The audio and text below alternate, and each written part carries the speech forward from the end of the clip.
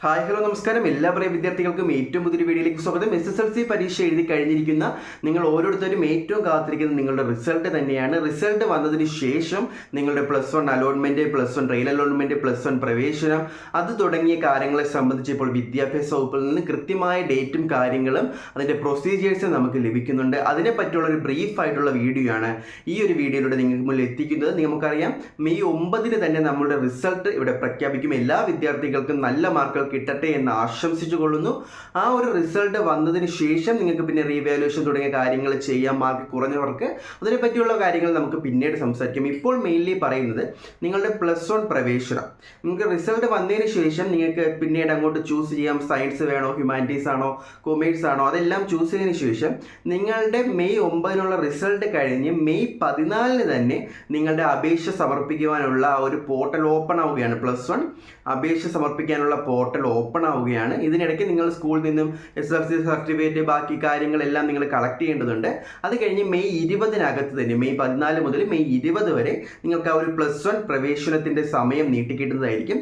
അത് കഴിഞ്ഞ ഉടനെ മെയ് 24 നിങ്ങളുടെ ട്രയൽ അലോട്ട്മെൻറ്റ് വരികയാണ്. മെയ് 20 നിങ്ങളുടെ ആ ഒരു പ്രൊസീജിയേഴ്സ് എല്ലാം, അപേക്ഷകളെല്ലാം കഴിഞ്ഞതിന് ശേഷം മെയ് 24 നിങ്ങളുടെ ട്രയൽ അലോട്ട്മെൻറ്റ് ഉണ്ടാവും. അതുപോലെ തന്നെ ജൂൺ 2 നിങ്ങളുടെ ഫസ്റ്റ് അലോട്ട്മെൻറ്റ് വരുന്നത്.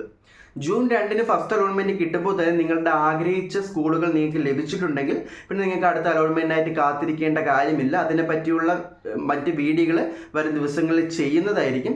ആ ജൂൺ 2 ഫസ്റ്റ് അലോട്ട്മെൻറ്റ് വന്നു കഴിഞ്ഞാൽ പിന്നെ ജൂൺ 10 സെക്കൻഡ് അലോട്ട്മെൻറ്റും ജൂൺ 16 നിങ്ങളുടെ തേർഡ് അലോട്ട്മെൻറ്റും പ്രഖ്യാപിക്കുന്നതായിരിക്കും. അപ്പോൾ ഈ 3 അലോട്ട്മെൻറ്റും കഴിയുന്നതോടെ നിങ്ങളുടെ +1 അലോട്ട്മെൻറ്റുകളെല്ലാം തീരുകയാണ്.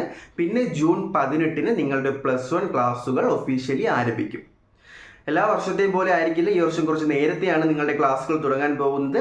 മെയ് 9 റിസൾട്ട് പ്രഖ്യാപിച്ചതിന് ശേഷം ഏകദേശം 1 മാസവും 10 ദിവസവും കഴിയുമ്പോൾ തന്നെ നിങ്ങളുടെ +1 പ്രവേശന പ്രൊസീജിയേഴ്സ് എല്ലാം കംപ്ലീറ്റ് ആയി നിങ്ങൾക്ക് സ്കൂളുകളിൽ പുതിയൊരു അധ്യയന വർഷം ആരംഭിച്ചു തുടങ്ങാം. അതുപോലെ തന്നെ ജൂൺ 18 ശേഷം ജൂൺ 23 നിങ്ങളുടെ ആ ഒരു എൻട്രി, ആ പ്രവേശന നടപടികളെല്ലാം ഫിനിഷ് ചെയ്ത് ഒഫീഷ്യലി നിങ്ങൾക്ക് പുതിയൊരു അധ്യയന വർഷം ആരംഭിക്കുവാൻ പോവുകയാണ്.